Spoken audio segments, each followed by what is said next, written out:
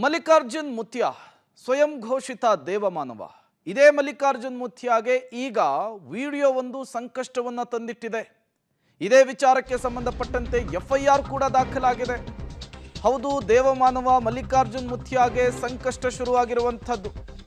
ಮುತ್ಯ ವಿರುದ್ಧ ಕೇಸ್ ಯಾವುದೇ ಕ್ಷಣದಲ್ಲಿ ಬೇಕಾದರೂ ಅರೆಸ್ಟ್ ಆಗೋ ಸಾಧ್ಯತೆ ಇದೆ. ಶಹಪುರ ಪೊಲೀಸ್ ಠಾಣೆಯಲ್ಲಿ ಮುತ್ಯ ವಿರುದ್ಧ ಎಫ್ಐಆರ್ ದಾಖಲಾಗಿದೆ. ಇವತ್ತು ಮಹಲ್ ರೋಜಾ ಕ್ಷೇತ್ರದಲ್ಲಿ ಪಂಚನಾಮೆ ನಡೆಸುವ ಸಾಧ್ಯತೆ ಇದೆ. ಅಪ್ರಾಪ್ತೆ ಮತ್ತು ಪೋಷಕರನ್ನ ವಿಚಾರಣೆಗೊಳಪಡಿಸುತ್ತಾರೆ ಪೊಲೀಸರು. ವಿಚಾರಣೆಯ ವೇಳೆ ಪೋಷಕರ ಹೇಳಿಕೆಯ ನಂತರ ಮುಂದಿನ ಕ್ರಮವನ್ನು ತೆಗೆದುಕೊಳ್ಳುವುದಕ್ಕೆ ನಿರ್ಧರಿಸಿದ್ದಾರೆ. ಮೊದಲು ಪೋಷಕರ ವಿಚಾರಣೆ, ನಂತರ ಮುತ್ಯ ವಿಚಾರಣೆ.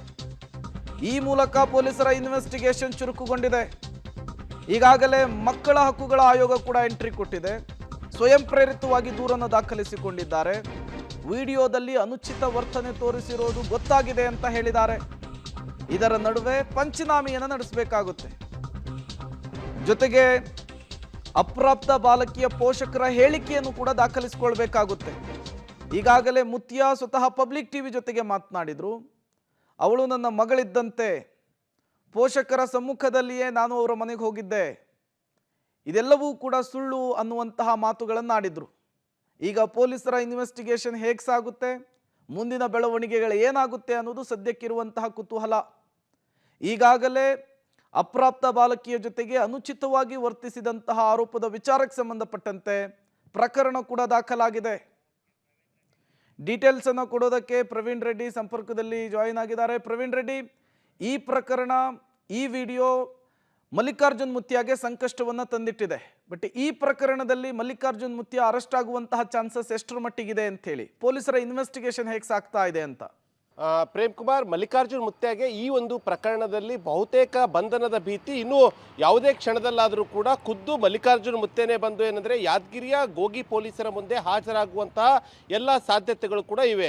ನಿನ್ನೆ ಪಬ್ಲಿಕ್ ಟಿವಿಗೆ ಎಕ್ಸ್ಕ್ಲೂಸಿವ್ ಆಗಿ ಮಲ್ಲಿಕಾರ್ಜುನ್ ಮುತ್ಯ ಸಂದರ್ಶನವನ್ನು ಕೊಡುವಂತಹ ಸಂದರ್ಭದಲ್ಲಿ ಆ ಒಂದು ಘಟನೆ ಏನಾಗಿದೆ, ಆ ಘಟನೆ ಕಳೆದ 3 ದಿನಗಳ ಹಿಂದೆ ನನ್ನ ಭಕ್ತರು ಏನಂದರೆ ನನ್ನ ಮಠಕ್ಕೆ ಬಂದಿದ್ರು. ಆ ವೇಳೆ ಏನಂದರೆ ಆ ಬಾಲಕಿಯ ತಾಯಿಯ ಹುಟ್ಟುಹಬ್ಬ ಇತ್ತು. ಹೀಗಾಗಿ ಆ ತಾಯಿಯ ಆಸೆಯಂತೆ ಮಗುವಿನ ಜೊತೆ ಒಂದೆರಡು ಸ್ಟೆಪ್ ನಾನು ಡ್ಯಾನ್ಸ್ ಮಾಡಿದ್ದೆ. ಅದಾದ ಬಳಿಕ ಏನಂದರೆ ತಂದೆ ಮಗಳ ಜೊತೆ ಯಾವ ರೀತಿಯಾಗಿ ನಡೆದುಕೊಳ್ತಾರೆ ಅದೇ ರೀತಿಯಾಗಿ ಕೂಡ ನಾನು ಕೂಡ ನಡೆದುಕೊಂಡಿದ್ದೀನಿ. ಅಲ್ಲಿ ಅನುಚಿತವಾಗಿ ಯಾವುದೇ ರೀತಿಯಾಗಿ ನಡೆದುಕೊಂಡಿಲ್ಲ ಅಂತ ಮಲ್ಲಿಕಾರ್ಜುನ್ ಮುತ್ಯ ಸ್ಪಷ್ಟನೆಯನ್ನು ಕೊಟ್ಟಿದ್ದು.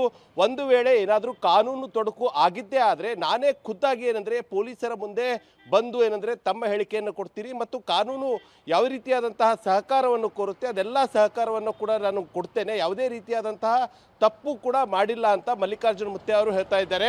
ಸೊ ಹೀಗಾಗಿ ಏನಂದರೆ ಎಲ್ಲೋ ಒಂದು ಕಡೆ ಮಲ್ಲಿಕಾರ್ಜುನ್ ಮುತ್ಯ ಯಾವುದೇ ಕ್ಷಣದಲ್ಲಾದರೂ ಕೂಡ ಗೋಗಿ ಪೊಲೀಸರಿಗೆ ಅಥವಾ ಯಾದಗಿರಿಯ SP ಸಮ್ಮುಖದಲ್ಲಿ ಅಂದರೆ ಅರೆಸ್ಟ್ ಆಗುವಂತಹ ಎಲ್ಲ ಸಾಧ್ಯತೆಗಳಿವೆ.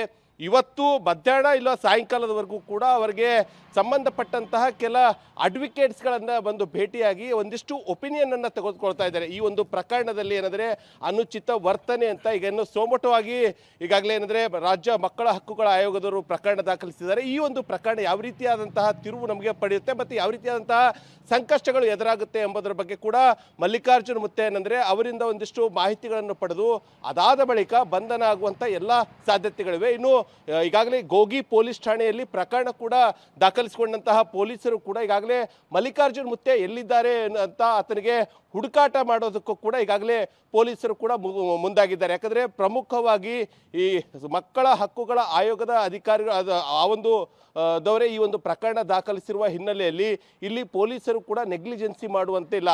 ಹೀಗಾಗಿ ಮಲ್ಲಿಕಾರ್ಜುನ್ ಮುತ್ಯಾರ ಹುಡುಕಾಟದಲ್ಲಿ ಯಾದಗಿರಿಯ ಪೊಲೀಸರು ಕೂಡ ಮುಂದಾಗಿದ್ದಾರೆ. ಹೀಗಾಗಿ ಯಾವುದೇ ಕ್ಷಣದಲ್ಲಾದರೂ ಮುತ್ಯ ಬಂಧನ ಆಗ್ಬೋದು ಅಥವಾ ಮುತ್ಯನೇ ಖುದ್ದು ಬಂದು ಪೊಲೀಸರಿಗೆ ಸರೆಂಡರ್ ಆಗ್ಬೋದು.